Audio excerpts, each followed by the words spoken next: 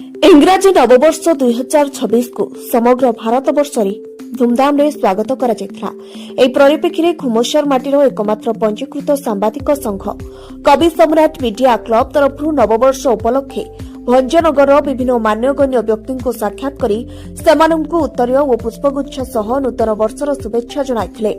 कवि सम्राट media club सभापति प्रदीप स्वाईंको समेत अनुष्ठान उपदेष्टा दंडपाणी प्रधान, उपसभापति पुरुषोत्तम महापात्र, संपादक चिन्मय बेवर्ता, संयोजक रंजित जेना, सुनील कर, प्रफुल्ल महारणा, अक्षय नायक प्रमुख भंजनगर निर्वाचन मंडलीर पूर्वतन विधायक विक्रम केशरी आरुख, वर्तमान विधायक प्रद्युम्न कुमार नायक, कांग्रेस युवा नेता कुलू भूया, भंजनगर थाना अधिकारी जीवानंद जेना, ब्रह्मा कुमारी, विश्वविद्यालय संतोषिनी भौणी, ब्लॉक शिक्षा अधिकारी लोपामुद्रा रथ इत्यादि को भेटी शुभेच्छा जणाइथिले। एहासह भंजनगर समाजसेवी तथा अवसरप्राप्त प्रधान शिक्षयित्री कनकलता नायक अनुष्ठान तरफ स्वतंत्र भावे बासगृह को जाई नववर्षर शुभेच्छा जणाइथिले।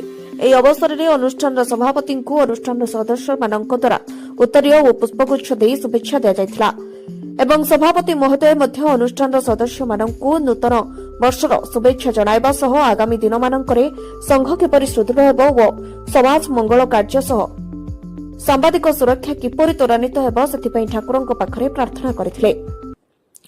ଗଞ୍ଜାମରୁ ରଞ୍ଜିତ ଜେନାଙ୍କ ରିପୋର୍ଟ, ଶ୍ରୀ ନ୍ୟୁଜ୍।